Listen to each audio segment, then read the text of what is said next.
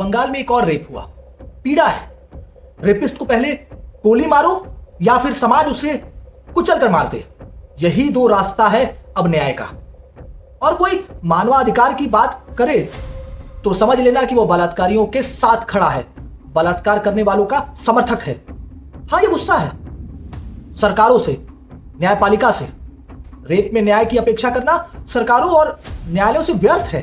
जांच सालों तक चलती है, तारीख पर तारीख लगता है और उसे बलात्कारियों का हौसला बुलंद होता है।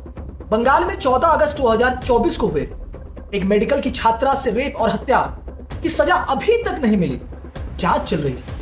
कौन सी जांच, कैसी जांच, किसकी जांच, पता नहीं। जबकि रेप करने वाला स्पष्ट सीसीटीवी फुटेज में दिखाई पड़ रहा है। और फिर अब एक और रेप बंगाल में हो गया लॉ की छात्रा से। समाज में हवस इतनी बढ़ गई है समाज में कि लगता है प्रेम अब केवल कविताओं, शायरी और किताबों तक सीमित रह गई है। इसका वास्तविक जीवन से कोई लेना देना नहीं रहा।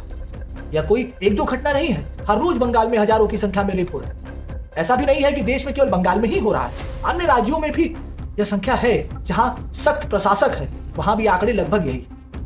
रेप मीडिया में हाईलाइट हो गया तो जागृति समाज में आ गई। कैंडल मार्च होगा, भाषण होगा, ज्ञापन होगा, अधिकारियों से मिलना होगा, अधिकारों की नुमाइश होगी, फिर घर जाकर भोजन होगा और सो जाएंगे। अगले दिन वही फिर दफ्तर। पीड़िता पर क्या बीतती होगी इसकी कल्पना करना बड़ा मुश्किल है। अपराधी मौज काट रहा है क्योंकि अभी जांच बाकी है। जज साहब साक्ष्य की प्रतीक्षा में बैठे हैं। जानते सब है लेकिन क्या करें, कानून साक्ष्य मांगता है। अभी सांसद कल्याण बनर्जी ममता बनर्जी की बहुत करीबी है। मीडिया में उन्होंने बयान दिया, यदि कोई फ्रेंड रेप करता है तो क्या कर सकते हैं। अब स्कूलों और कॉलेजों में पुलिस की तैनाती की जाए। केवल बेशर्मी यही तक नहीं है बंगाल में।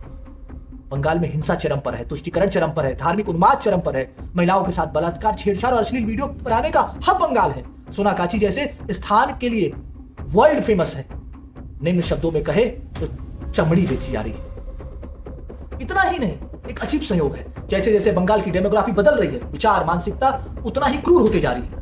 वोटों की राजनीति ने बंगाल को तबाह कर दिया है। संविधान नहीं बल्कि कोई अन्य पुस्तक का कानून चल रहा है और यह उसी की उपज भी। बंगाल में एक महिला मुख्यमंत्री का प्रदेश है। मैडम को इतनी दरिंदगियों के बीच नींद कैसे आती होगी। रेप पर इतना सॉफ्ट कैजुअल किसी मुख्यमंत्री को नहीं देखा। सांसद, विधायक, मंत्री बेलगाम है। रेप पर अनाप शनाप बोलते मिल जाएंगे, बेतुके तर्क। एक्शन के नाम पर छापेमारी अगर किसी विशेष कौम का निकल गया तो वो भी बंद। ऐसा लगता है मौन सहमति है रेप पर मुख्यमंत्री ममता बनर्जी की।